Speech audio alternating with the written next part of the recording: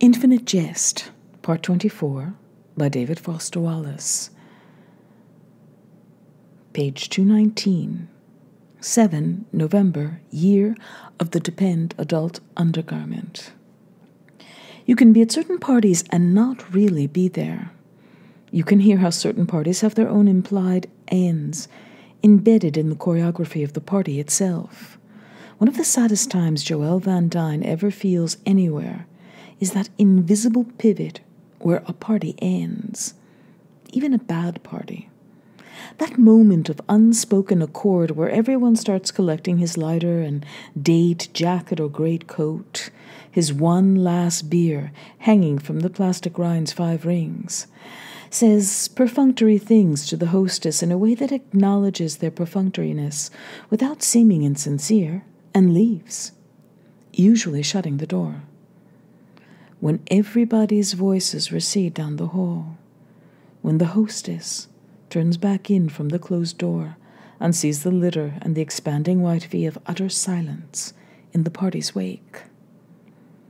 Joël, at the end of her robe and preparing to hang from it, listening, is supported by a polished hardwood floor above both river and bay's edge, perched uncomfortably in the striated light in one of Molly Notkin's chairs, molded in the likeness of great filmmakers from the celluloid canon, seated between empty Cukor and frightening Murnau in Méliès's fiberglass lap, his trousers crease uncomfortable and his cummerbund MIT crested.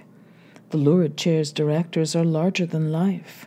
Joelle's feet dangle well off the floor, her squished hamstrings beginning to burn under a damp, thick cotton Brazilian skirt, which is vivid, curled pale purples and fresh red, against a Latin black that seems to glow above pale knees and white rayon knee socks, and feet in clogs that are hanging half off, legs swinging like a child's.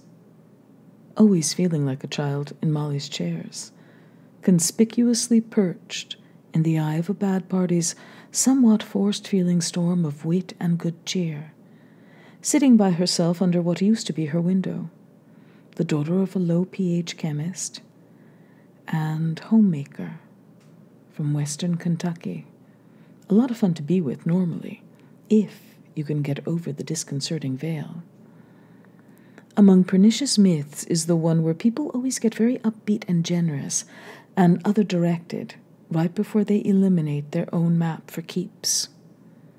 The truth is that hours before suicide are usually an interval of enormous conceit and self-involvement.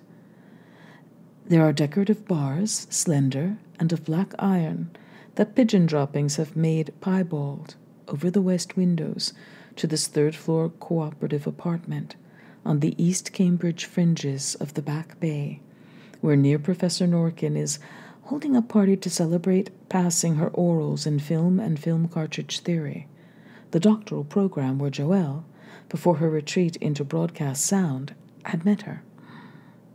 Molly Notkin often confides on the phone to Joël Van Dyne about the one tormented love of Notkin's life thus far, an erotically circumscribed G.W. Pabst scholar at New York University, tortured by the neurotic conviction that there are only a finite number of erections possible in the world at any one time, and that his tumescence means, e.g., the detumescence of some perhaps more deserving or tortured third-world sorghum farmer or something, or so that whenever he tumefies, he'll suffer the same order of guilt that your less eccentrically tortured PhD-type person will suffer at the idea of, say, wearing baby seal fur. Molly still takes the high-speed rail down to visit him every couple weeks, to be there for him in case, by some selfish mischance, he happens to harden, prompting in him black waves of self-disgust and an extreme neediness for understanding and non-judgmental love. She and poor Molly Notkins are just the same, Joël reflects.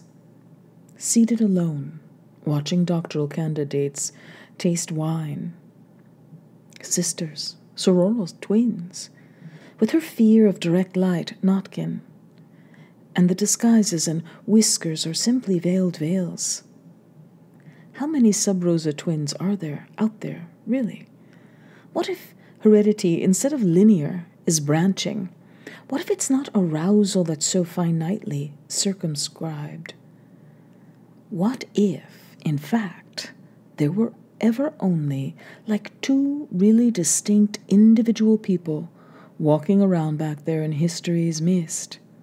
That all difference descends from this difference, the whole and the partial, the damaged and the intact, the deformed and the paralyzingly beautiful, the insane and the attendant, the hidden and the blindingly open, the performer and the audience.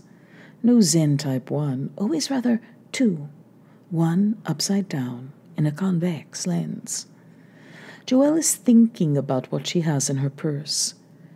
She sits alone in her linen veil and pretty skirt, obliquely looked at, listening to bits of conversation she reels in out of the overall voices as noise, but seeing no one really else.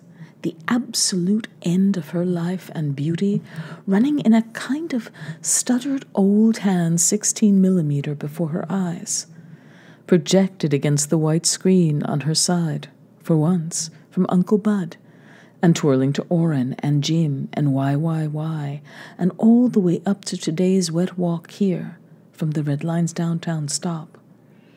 Walking the whole way from East Charles's Street, employing a self-conscious and kind of formal stride, but undeniably pretty. The overall walk toward her last hour was on this last day before the great ONANite Interdependence Revel. East Charles to the Back Bay today is a route full of rained-on, sienna-glazed streets and upscale businesses with awnings and wooden signs hung with cute colonial script, and people looking at her like you look at the blind. Naked gazes, not knowing she could see everything at all times. She likes the wet walk for this, everything milky and halated through her veil's damp linen. The brick sidewalks of Charles's Street unchipped and impersonally crowded. Her legs on autopilot. She's a perceptual engine, holding the collar of her overcoat closed at her poncho's neckline in a way that lets her hold the veil secure against her face, with a finger on her chin, thinking always about what she has in her purse, stopping in at a discount tobaccoist, and buying a quality cigar in a glass tube, and then a block later, placing the cigar carefully inside, in among the overflowing waste atop a corner receptacle of pine green mesh, but keeps the tube, puts the glass tube in her purse, can hear the rain's thump on tight umbrellas, and hear it hiss in the street, and can see droplets broken and regathering on her polyresin coat. Cars sheening by, with the special lonely sound of cars and rain. Wipers making black rainbows on taxis' shining windshields. In every alley are green IWD dumpsters and smaller red IWD dumpsters to take the overflow from the green dumpsters. And the sound of her wood sole clogs against the receding staccato of brittle women's high heels on brick westward as Charles Street now approaches Boston Common and becomes less quaint and upscale. Sodden litter, flat the way only wet litter can be flat, appears on the sidewalk and in the curb seam, and now murky-colored people with sacks and grocery carts appraising that litter, squatting to lift and sift through litter. And the rustle and jut of limbs from dumpsters being sifted by people who all day do nothing but sift through IWD dumpsters, and other people's blue shoeless limbs extending in coronal rays from refrigerator boxes in each block's 3 alleys, and the little cataract of rainwater off the edge of each dumpster's red annex's down-sloping side and hitting refrigerator box tops with a rhythmless thap-a-thap-thap-thap-thap-thap. Something going psst from an alley's lip, and the ghastly white or blotched faces declaiming to thin air from recessed doorways curtained by rain. And for an other-directed second, Joelle wishes she'd hung on to the cigar to give away and move forward into the territory of the endless stem near the end of Charles. She starts to dispense change she's asked for from doorways and inverted up-tilted boxes, and she gets asked about the deal with the veil with a lack of delicacy she rather prefers. A sooty wheelchaired man with a dead white face below a Notre Pas cap silently extends a hand for coins. A puffed red cut across that businesslike palm is half-healed and almost visibly closing. It looks like a dent in dough. Joelle gives him a folded 20 and likes that he says nothing. She buys a .473-liter Pepsi Cola in a blunt plastic bottle at a store 24 whose Jordanian clerk just looks at her blankly when she asks if they carry big red soda water, and settles for the Pepsi and comes out and pours the pop out down a storm drain and watches it pool there, foaming brownly, and stay put because the drain's grate is so clogged with leaves and sodden litter. She walks on towards the common with the empty bottle and glass tube in her purse. There was no need to buy chore boy pads at the store for 24. Joelle Van Dyne is excruciatingly alive and encaged, and in the director's lap can call up everything from all times. What will be that most self-involved of acts, self-canceling, to lock oneself in Molly Notkin's bedroom or bath and get so high that she's going to fall down and stop breathing and turn blue and die, clutching her heart? No more back and forth. Boston Common is like a lush hole Boston's built itself around. A 2K square of shiny trees and dripping limbs and green benches over wet grass. Pigeons all over. The same sooty cream as the willow's rinds. 3 young black men perched like tough crows along a bench's back approve her body and call her bitch with harmless affection and ask where's the wedding at. No more deciding to stop at 2300 hours and then barely getting through the hour's show and hurtling back home at 0130 hour and smoking the chore boy's resins and not stopping after all. No more throwing the material away and then half an hour later rooting through the trash. No more all-fours scrutiny of the carpet in hopes of a piece of lint that looks enough like the material to try to smoke. No more singeing the selvage of veils. The common south edge is Boylston Street with its 24/7 commerce, upscale cashmere scarves and cellular holsters, doormen with gold braid, jewelers with 3 names, women with valance curtain bangs, stores disgorging shoppers with their wide white monogrammed twine-handled bags. The rain's wet veil blurs things, like Jim had designed his neonatal lens to blur things in imitation of neonatal retina. Everything recognizable and yet without outline. A blur that's more deforming than fuzzy. No more catching her heart on a nightly basis. What looks like the cage's exit is actually the bars of the cage, the afternoon meshes. The entrance says exit. This isn't an exit. The ultimate annular fusion, that of exhibit and its cage. Jim's own cage 3, free show. It is the cage that has entered her, somehow. The ingenuity of the whole thing is beyond her. The fun has long since dropped off the too much. She's lost the ability to lie to herself about being able to quit, or even about enjoying it still. It no longer delimits and fills the hole. It no longer delimits the hole. There's a certain smell to rain-wet veil. Something about that caller and the moon, saying that the moon never looked away, revolving and yet not. She had hurtled on back home on the night's final tea, and gone home, and at least finally not turned her face away from the situation. The predicament that she didn't love it anymore, she hated it and wanted to stop, and also couldn't stop, or imagine stopping or living without it. She had in a way done as they'd made Jim do near the end, and admitted powerlessness over this cage, this unfree show, weeping, literally clutching her heart, smoking first the chore boy scraps she'd used to trap the vapors and form a smokable resin, then bits of the carpet and the acetate panties she'd filtered the solution through hours earlier, weeping and veilless and yarn-haired like some grotesque clown in all four mirrors of her little room's walls.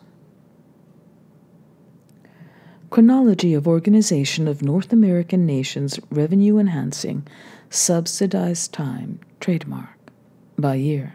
1. Year of the Whopper. 2. Year of the Tux Medicated Pad. 3. Year of the Trial-Size Dove Bar. 4. Year of the Purdue Wonder Chicken. 5. Year of the Whisper Quiet Maytag Dishmaster. 6. Year of the Yoshituyu 2007 Mimetic Resolution Cartridge View Motherboard Easy to Install Upgrade for Infernitron Interlaced TP Systems for Home, Office, or Mobile. Sick. 7. Year of Dairy Products from the American Heartland. 8. Year of the Depend Adult Undergarment. 9. Year of Glad. Jim's eldest, Orrin, punter extraordinaire, dodger of flung acid extraordinaire, had once shown Joanne Van Dyne his childhood collection of husks of the lemon pledge that the school's players used to keep the sun off. Different-sized legs and portions of legs, well-muscled arms, a battery of 5-holed masks, hung on nails from an upright fiber board sheet. Not all the husks had names below them. Boylston Street East means she passes again the black bronze equestrian statue of Boston's Colonel Shaw and the M.A. 54th, illuminated now by a patch of emergent sunlight. Shaw's metal head and raised sword illicitly draped in a large Quebecois fleur-de-lis flag with all 4 irises' stems altered to red blades, so it's absurdly now a red, white, and blue flag. 3 Boston cops on ladders with poles and shears. The Canadian militants come in the night on the eve of interdependence, thinking anyone cares whether they hang things from historic icons, hang anti-ONAN flags, as if anyone not paid to remove them cares one way or the other. The encaged and suicidal have a really hard time imagining anyone caring passionately about anything. And here, too, are E. Boylston's dealers, sirens of the other second cage, standing as always outside FAO Schwartz. Young little black boys so black they're blue, horrifically skinny and young, little more than living shadows in knit caps and knee-length sweatshirts and very white high tops, shifting and blowing into their cupped hands, alluding to the availability of a certain material, just barely alluding is all, with their postures and board-blank important gaze. Certain salesmen have only to stand there. Certain types of sales, the customers comes to you. And lo, the cops at the flag across the street don't give them a look. Joelle hurries past the line of the dealers. She tries to, her clogs loose and clocking, tarrying for just a moment at the end, just past the gauntlet's end, still within 2 extended hands' reach of the last bored dealer. For here on the street outside Schwartz is placed an odd advertising display. Not a live salesman of any sort, but rather a humanoid figure of something that's better than cardboard, untouched by the vendors who don't seem even to look. A display on an angled rear mount stand, like a photo frame stand, 2D. The figure, a man in a wheelchair, in a coat and tie, his lap blanketed and no legs below, his well-fed face artistically reddened with some terrible joy, his smile's arc of the extreme curvature that exists between mirth and fury, his ecstasy terrible to see, his head hairless and plastic and cast back, his eyes on the blue harlequin patches of the post-storm sky.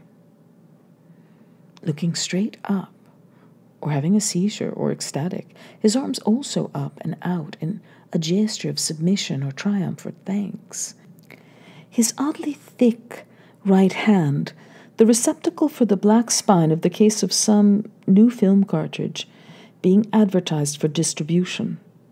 The cartridge stuck like a tongue out of a slot in his lineless palm, except there's only this display, this ecstatic figure, and a cartridge no feral vendors removed, no mention of title, no blurbs or quoted references to critics' thumbs.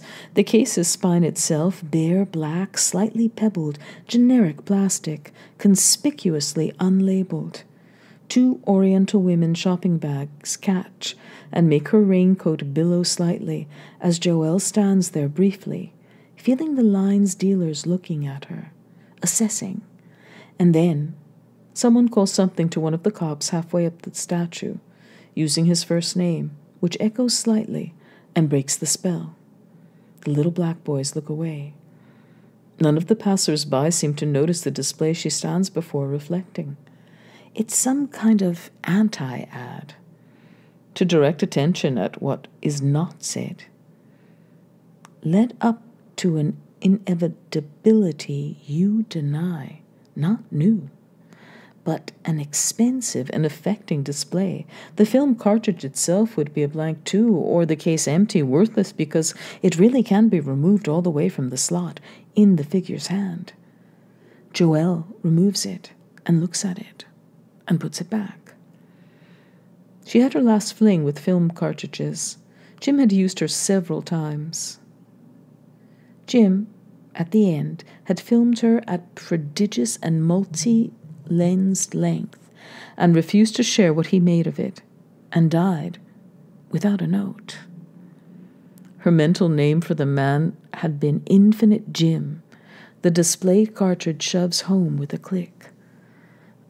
One of the such young dealers calls her Mama and asks where the funeral's at.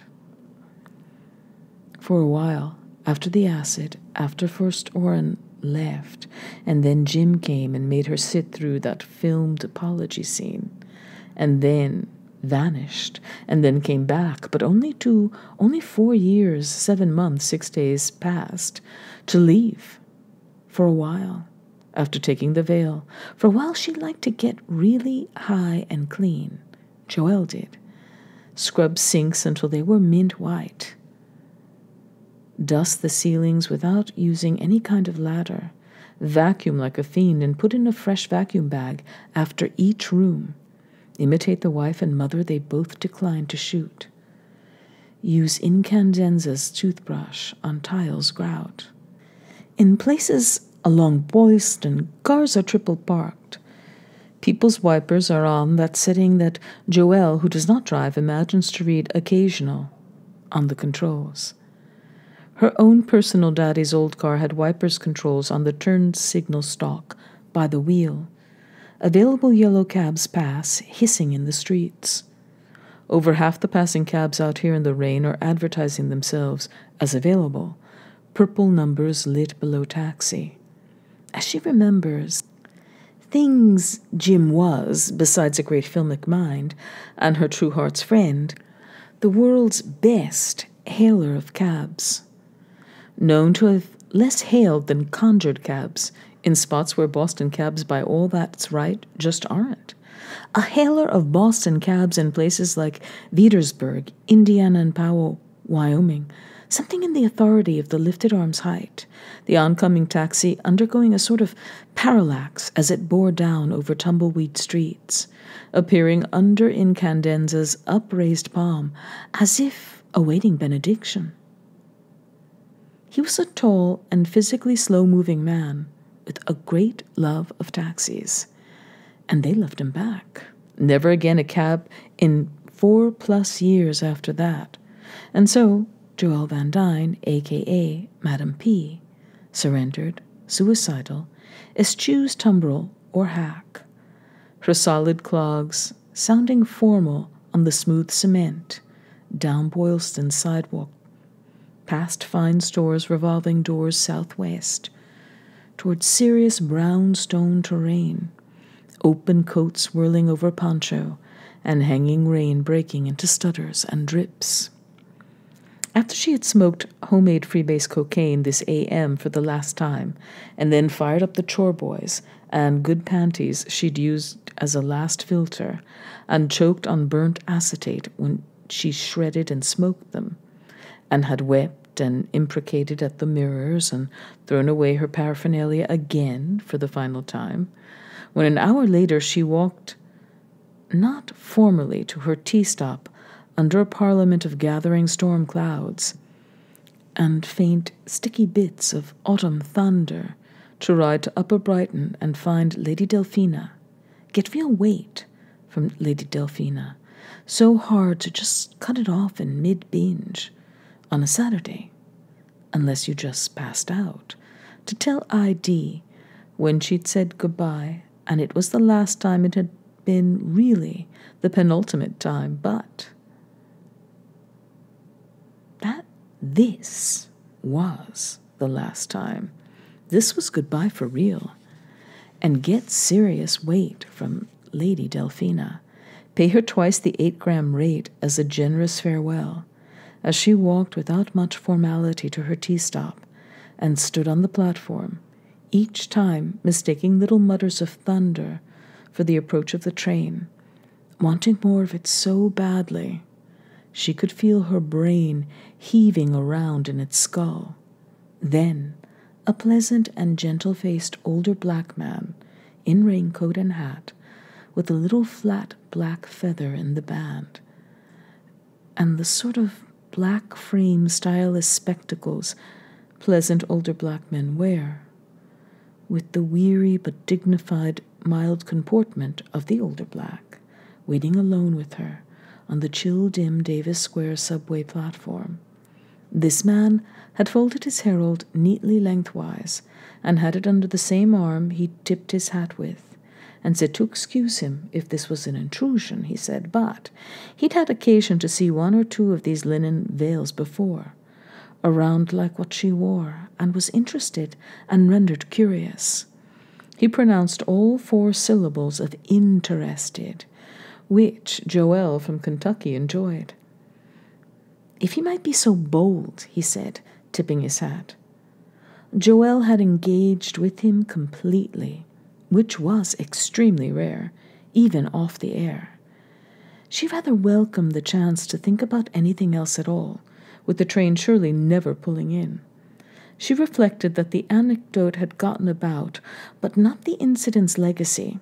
She said, as if that part was hidden. The union of the hideously and improbably deformed was unofficially founded in London in B.S. 1940,